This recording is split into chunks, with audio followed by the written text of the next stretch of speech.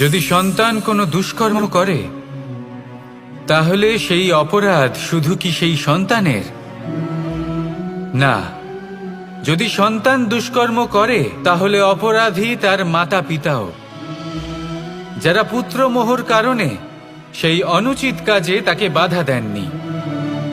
অপরাধী হলেন তার পিতামহ, যিনি নিজের কর্তব্যবোধের কারণে নিজের পরিবারের যত্ন নেননি, যিনি সন্তানকে কখনো শাস্তি দেননি।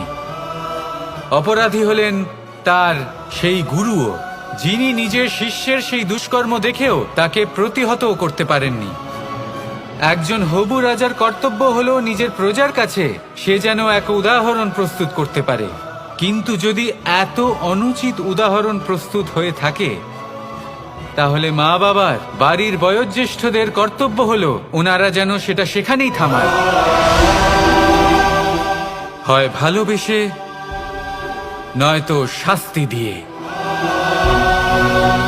যদি না থামানো হয় তাহলে মহাভারত অবশ্যম্ভাবী। রাধা রাধা।